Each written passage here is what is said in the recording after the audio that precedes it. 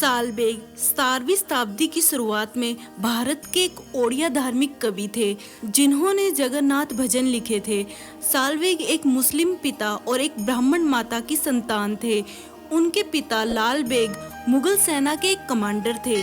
वह जन्म से मुसलमान थे, लेकिन हिंदू भगवान के प्रति उनकी भक्ति ने भगवान जगन्नाथ को उनके दर्शन के लिए उड़ीसा में अपने रथ को रोकने पर मजबूर कर दिया था। उनका प्रसिद्ध भजन आहे नीला सैला आज भी जीवित है। युवावस्था में सालबेग भी अपने पिता की तरह सेना में शामिल हो गए। हालांकि एक युद्ध में वह गंभीर रूप से घायल हो गए और उन्हें लगा कि अब उनका अंत निकट है। इसी समय उन्हें अपनी मां से भगवान जगन्नाथ की महिमा और उनके चमत्कारों के बारे में सुनने को मिला। निराशा और दर्द में डूबे सालबेग ने भगवान जगन्नाथ से अपनी जान बचाने की प्रार्थना की। कहते हैं कि भगवान जगन्नाथ की कृपा से वह चमत्कारिक रूप से ठीक हो गए। इस घटना के बाद सालबेग ने अपनी जीवन भगवान जगन्नाथ की भक्ति में समर्पित करने का निर्णय लिया। उन्होंने सेना छोड़ दी और एक भक्त के रूप में भगवान जगन्नाथ की भजन और कीर्तन गाने लगे। इसके बाद वह पैदल वृंदावन गए, जहां उन्होंने साधुओं की संगति में एक तपस्वी का जीवन व्यतीत किया। कृष्ण के सम्मान में भजन गाए।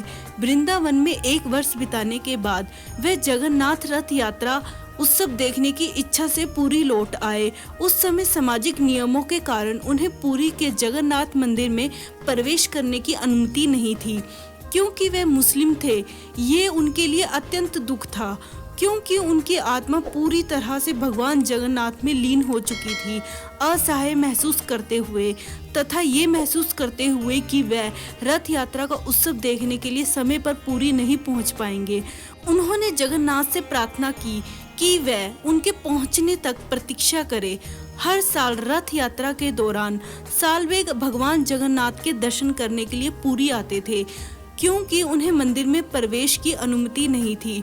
वे रथ यात्रा के मार्ग पर जिस स्थान पर आज उनकी मजार है, वहीं खड़े होकर भगवान के रथ का इंतजार करते थे। उनकी भक्ति इतनी गहरी और पवित्र थी कि जब रथ उनके पास पहुंचता तो वह अपने आप ही रुक जाता। ये घटना हर साल घटित होती थी, जिससे लोग आश्चर्यचकित रह जाते थे। उनकी मृत्यु के बाद उनके शरीर का अंतिम संस्कार वहीं किया गया। इस महान भक्त की समाधि आज भी पुरी में ग्रैंड रोड पर स्थित है, जिसे बड़ा डंडा कहा जाता है। उनके सम्मान में हर साल रथ यात्रा के दौरान जगन्नाथ की गाड़ी उनकी समाधि के पास कुछ समय के लिए रुकती है। ये ठहराव केवल एक परंपरा नहीं, बल्कि एक अमर प्रेम कहानी का प्रतीक है।